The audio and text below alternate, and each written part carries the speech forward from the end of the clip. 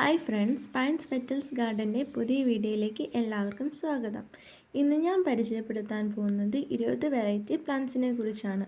നമ്മുടെ ആദ്യത്തെ പ്ലാന്റാണ് യുജീനിയ. ഈ യുജീനിയ ചെടിയെ നല്ല വെയിലത്ത് വെച്ചാലാണ് ഇതിന് കളർ കിട്ടുന്നത്. ഇതിനെ ഏത് രീതിയിൽ വേണമെങ്കിലും കട്ട് ചെയ്ത് അലങ്കരിക്കാൻ കഴിയും. നമ്മുടെ അടുത്ത പ്ലാന്റാണ് അഗേവ്. താമരയുടെ ഇതളുകൾ പോലെ മനോഹരമാണ് ഇതിൻ്റെ ഇലകൾ. ഇതൊരു ഔട്ട്ഡോർ പ്ലാന്റും കൂടിയാണ്. ഇതാണ് നമ്മുടെ ജിഞ്ചർ ഹോസ്റ്റേഴ്സ്. ജിഞ്ചർ പോലെയാണ് ഇതിൻ്റെ ഫ്ലവർ വരുന്നത്. ഇതിനെ സെമി ഇൻഡോറായും നട്ടു വളർത്താവുന്ന ഒരു പ്ലാന്റാണ്. ഇതാണ് നമ്മുടെ ഡെയ്സി. ഇത് ബ്ലൂ കളറാണ് അവൈലബിൾ ആയിട്ടുള്ളത്. ഇങ്ങനെ ധാരാളം പൂക്കൾ വിരിഞ്ഞിരിക്കുന്ന പ്ലാന്റ് സെയിലിന് അവൈലബിൾ ആണ്. ഇതാണ് ലോറ പെറ്റൽ. ഇതൊരു ഔട്ട്ഡോർ ആയി നടാവുന്ന ഒരു പ്ലാന്റ് ആണ്. ഇതിന് ചെറിയ പിങ്ക് നിറത്തിലുള്ള ഫ്ലവറാണ് വിരിയുന്നത്. ഈ ചെടിക്ക് നല്ല വെയിൽ അത്യാവശ്യമാണ്. ഇതാണ് ജിയോട്രോഫ. വെരിക്കേറ്റഡ് ലീഫും റെഡ് കളർ ഫ്ലവറും വരുന്ന ഈ ചെടിയെ നമ്മൾ ഔട്ട്ഡോർ ആയിട്ടാണ് വയ്ക്കുന്നത്. ഇതാണ് തെച്ചി. ഇതൊരു നാടൻ തെച്ചിയാണ്.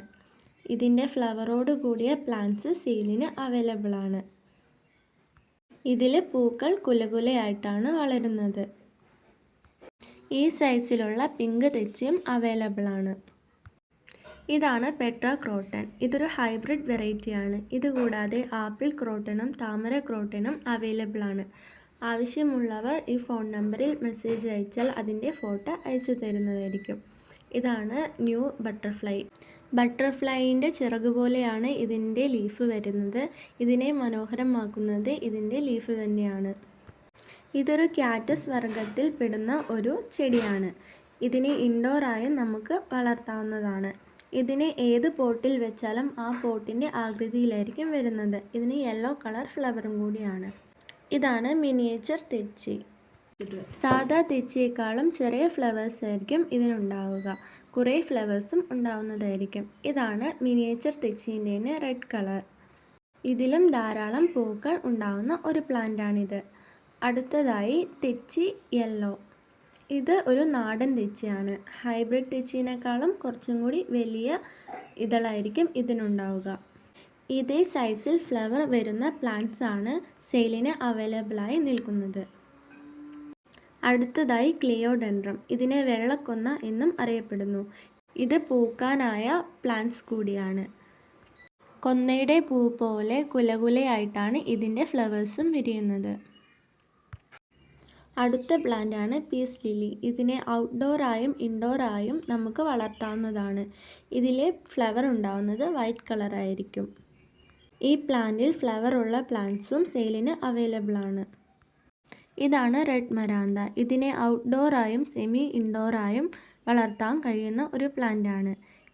ഇത് മരാന്ത വർഗത്തിൽ പെടുന്ന ഒരു പ്ലാന്റാണ്. മരാന്ത വർഗത്തിൽ പെടുന്ന വേറൊരു പ്ലാന്റാണിത്. ഇതിനെ ഇൻഡോർ ആയിട്ടും വളർത്താൻ കഴിയും.